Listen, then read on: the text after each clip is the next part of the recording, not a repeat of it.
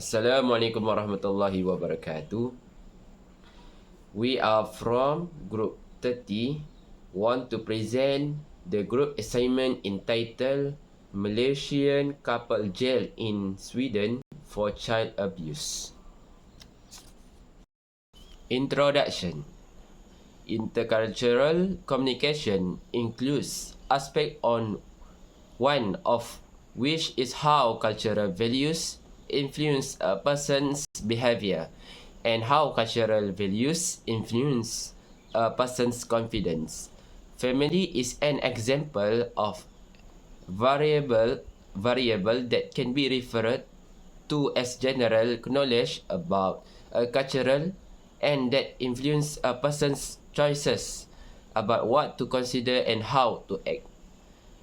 Discuss about the case that happened in Sweden by relating the learning topic in the lecture related to the family. This case is about a couple accused of abusing their children in Sweden. The married couple was arrested and imprisoned in Sweden, also explaining that Malaysian law is not the same as Swedish law. All foreigners residing in Sweden must follow the rules there. This case became the main highlight on the Malaysia website. The whole story about case Malaysia couple jailed in Sweden for child abuse. Sweden was the first country in the world to ban smoking children in 1979 and has since been followed by 36 other countries. On December 18, 2013, a controversial issue involving a Malaysia couple, Azizur Rahim Awaludin 38 and his wife Shalwati Nasha 46 was raised. They were arrested after police reserve report that they reportedly be there for children aged 7 to 14. 30 hours of videotape interview the police conducted, which the kids were analysed by US, in presented a pretty convincing picture. The court then determined that a couple had been beating the child because they were not saying their prayers, which again. However, Malaysia couple with diplomatic passport have spent more than a month in a Swedish prison after being accused of beating their son for not performing prayer. Sweden has a separate legal system to regulate child-related matters. A foreigner living in Sweden will be subject to the same rule and regulation as Swedish law. This is because Swedish law does not accept any type of aggressive action against children. Malaysian news website cover but did not criticize the Swedish law. Instead, the report to the story they report the story to inform the public about helping the Malaysian couple who had been imprisoned. Today I will explain what the case we are studying has to do with cultural values guidelines for behavior in chapter 5 and what can be related to family. There are many factors that influence a culture and individual identity. Among them are family, past event, beliefs carried in religion, and surrounding culture. Usually, family and religion are the main factors in reflecting a person's identity. However, it depends on a person's perception and how we accept or reject something. According to the case studies, we studied a Malaysian couple were jailed on Friday by a Stockholm court for assaulting their four children while on a work assignment to Sweden, where corporal punishment is illegal. Azizul Awaludin 38 and his wife Charlotte Norshal 46 were sentenced to 10 and 14 months respectively for beating their children aged 7 to 14 over a 3 periods with a bamboo stick, a cloth hanger, and their hands. What I can relate between what was learned in chapter 5 and this case is Parents should be sensitive to the cultural pattern of a society or country. As in our case study, a couple was arrested for abusing their child by beating them with a coat hanger. This is not appropriate to happen because it is different culture in Malaysia. As we know, hitting a child with the intention of educating is becoming a habit in Malaysia. However, there are a limit to educating in such a way. If the limit is exceeded, the parent will also be subject to action under Malaysian law. However, not all families in Malaysia practice this way of education because usually each family has its own style of education. Hello guys, my name is Mama Afnan Muhammad Khair, number metric 1210426, and today I will continue the presentation with a religion perspective. Okay, let's let's recall the case a little bit again.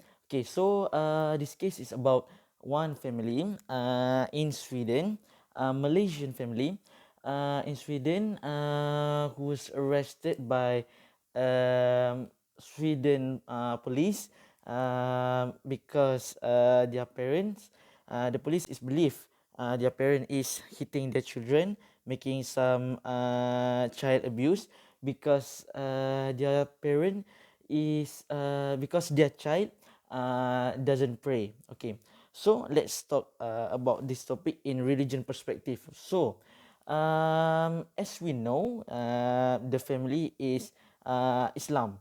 Their religion is Islam, and in Islamic way, we educate the child based on Kitab Al Quran. The firstly, we educate the child based on Kitab Al Quran, and then from the Hadith. From the Hadith, Hadith is mean anything said by the Prophet, do by a Prophet or routine by the Prophet, will record it at the Hadith, and the Hadith will be the guide for Islamic people to do something. Also, like educate the children. Okay, so in Islamic way, in Islam, the parent is possible to be assertive in educating a children with the objective to educate the children, not to abuse the children. Okay, so that the first point is, and then the secondly is the parent look to bear or scold or reprimand without exaggeration, without the exaggeration. Okay, so that's mean in Islam, the parent can hit the children, but not until um, they blooded or nearly dead or like WWE, something like that. Okay, and then that the second point, and the third point is they can hit but not a hit that brings dangerous harm, but more of a warning and reprimand. Like I said before this, uh, the objective, the parent hit their children not to abuse them, not to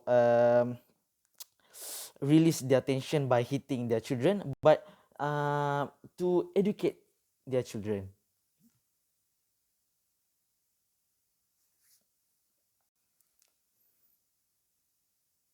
Okay, so let's move to the next point. A difference between Asian people educate their children and Western people educate their children. Okay, so how the Asian people educate their children? Okay, the Asian people, the children are taught strictly to become first a self-sufficient people, a self-sufficient people who is way when their children is grown up, they can survive properly. Okay, so that the first point for how Asian people teach their child. Okay, so the next point, to be a good manners and politeness, to be a people with a good manners and politeness. Because in Asia, we looking up very high about someone attitude, about uh, person's attitude. So their parent or the Asian people, the Asian parents, like and want their child to be a people with a good manners and highly politeness.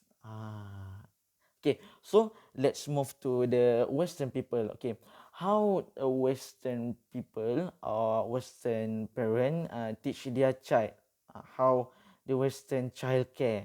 Okay, so the first, the parent teach their child with a they gentle with their children. They gentle with their children, but their gentle is a little bit maybe over in gentle, too gentle with the children. Uh, so that first point for how the Western people teach their child. Okay, move to the second point. Their parents, overall, majority parents in the Western um, teach their children by giving everything what their children want. Okay, so the last point is they loving their children by not hitting their children, but rather cursing their children. So that's the last point for how the Western people teach their child. And I like to call again about one interview session about the popular actor from the Asian, we known as Jackie Chan, who is who was interviewed um, by the reporter from the West about their son. Okay, so the Jackie Chan is comparing how their father teach him and how his son grown up in West vibe, in the West. Yes, in West nation. Okay, so he talked about how his father teach him about a politeness, about good manners. For the example, like shoes, when they get into the house, they take the shoes properly. Yes, but their child, no, but his child, when he visit his child at the West nation, I forget what nation is. He look his child is one of the shoes at this place and one of the shoes at there, and when he meet him, like yo father, yes, like that. But when he when he is child with his father, when his father meet him, not like that. Yeah, he must to be polite. He must to be a good boy. I like father. Yes, like that. So the conclusion from this topic, from this part, is Asian people highly highlight about politeness and good manners. But the Western people maybe less, yeah, maybe less in politeness, maybe. So that's all from me. uh, Thank you. Hi, my name is Zahiruddin Rushidi Bezanuddin and my metric number 1210495. Okay, next, childcare law comparison between Malaysia and Sweden. In Malaysia, the law regarding childcare generally focus on protecting the right and welfare of children, with a strong emphasis on family values and respect for traditional custom and belief. This includes provision for parental responsibility, child support, and protection against abuse and neglect. In contrast, the laws regarding childcare in Sweden places a strong emphasis on the right of children to have access to quality care and education, and on the importance of gender equality and non-discrimination. This includes provision for free and universal early childhood education, as well as programs to support working parents and families. Additionally, the Swedish government has implemented law to ensure that children are protected from abuse and neglect and to promote gender equality in workplace. Then, the difference between Sweden and Malaysia in corporal punishment. In Sweden, corporal punishment of children is prohibited by law. The Swedish Child Welfare Act states that children have the right to care, security, and good upbringing, and physical punishment is seen as contradictory to this right.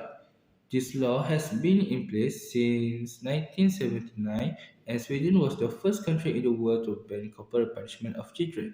In Malaysia, corporal punishment is still allowed in certain circumstances. The Education Act 1996 allowed for teachers to use reasonable force to discipline students, but the definition of reasonable force is not clearly defined. However, the Child Act 2001 prohibits any form of abuse, including physical and mental abuse of children.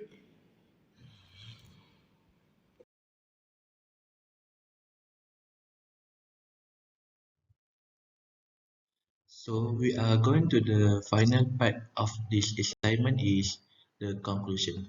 Before that, I will introduce myself. My name is Muhammad Fidos bin Azmi, metric number 1210389.